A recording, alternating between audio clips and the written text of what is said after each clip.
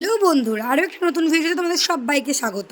তো এটা হচ্ছে কালী পুজোর দুদিন পর, মানে ভাইফোঁটার আগের দিন। তো ঠাকুর দেখতে বেরিয়েছিলাম অদ্রিকাকে নিয়ে একটু। তো জাস্ট সামনেই কিছু কিছু। তো এখানে একটা থিম করেছে হচ্ছে শ্মশানের। তো দেখো গাছে কঙ্কাল ঝুলছে, ভূত ঝুলছে। তো মানে এখানকার থিমটা ছিল মানে বাচ্চা ছেলেপেলেরা ভূত টুত সাজবে এরকম টাইপের কিছু। বাট আমরা যখন গিয়েছি তখন ওরা রেডি হচ্ছিলো। আর ভালোই হয়েছে, কারণ নাহলে আমরা দেখতে পেতাম না, কারণ অদ্রিকা না তো ভয় পেত। তো এইটা ছিল এখানকার থিম।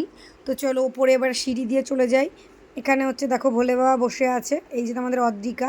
দেখো কি সুন্দর করে আমার পাকা বুড়িটা ননু করছে। দেখো ও ঠাকুর দেখলে এত সুন্দর করে ননু করে, কি বলবো তোমাদেরকে। মানে ওকে বলতে হয় না, ও নিজে থেকেই ননু করে, একবারের জায়গায় বারবার করে ননু করে। মানে এতটা ভালোবাসে ঠাকুরকে, কি আর বলবো। তো চলো দেখো এইখানে হচ্ছে মা কালী, আর মা কালীটাকে এত সুন্দর করে সাজিয়েছে, আর মায়ের শাড়িটা দেখো কি সুন্দর, তো দারুণ লাগছিল। তো চলো ঠাকুরটা দেখে নাও তোমরা। তারপরে আমরা এখানটাতে এখন আবার চলে যাব। দেখো এই যে তোমাদের অদ্রিকা, দেখেছো এই দেখো আবার ডাকছে আমাকে। আর অদ্রিকার এটা হচ্ছে দুর্গাপুজোর সময় নিয়েছিলাম, ড্রেস দেখিয়েছিলাম তোমাদেরকে যারা ভিডিও দেখেছো। তো এটাতে ফুল স্লিভ ছিল, সেই জন্য তখন পরানো হয়নি গরমের মধ্যে। তো এখন পরিয়েছি। আর এই দেখো এটা হচ্ছে বজরংবলীর মন্দির। তো বজরংবলীর মন্দিরও একটুখানি আমরা প্রণাম করে নিলাম। দেখো অদ্রিকা প্রণাম করছে টামির সাথে। তারপর আমরা এখান থেকে বেরিয়ে চলে যাব সামনে আরও কিছু ঠাকুর দেখতে।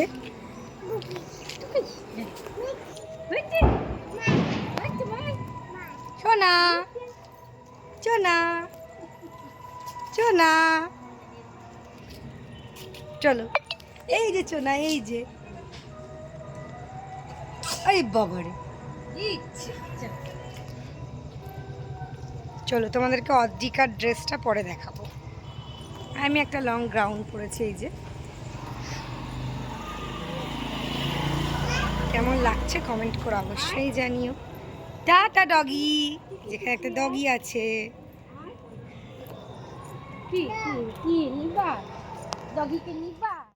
তারপরে হচ্ছে আমরা আরও একটা মণ্ডপে চলে এসেছি। এখানকার থিম করেছিল হচ্ছে অ্যাকোর্ডিয়ামের মধ্যে মাকে রেখেছে এরকমটা। তারপরে আমাদের বাড়ির পাশেই যে মন্দির আছে চক্কালি বাড়ি, সেখানে চলে এসেছি। তো দেখো অদ্রিকা প্রণাম করে নিচ্ছে। এবার অদ্রিকা এখানে একটুখানি বসে দুটো ছবি তুলে নেওয়া হলো। ওই দেখো ননু করতে ব্যস্ত, শুধু ননু করবে। তারপরে আমাদের ঠাকুরটাকে দেখাচ্ছি, দেখো কি সুন্দর হয়েছে, মানে মন জুড়িয়ে যাচ্ছে এরকম লাগছিল মায়ের মুখটা। প্রত্যেকটা মায়ের মুখই অবশ্য সুন্দর, ঠাকুর মানেই সুন্দর।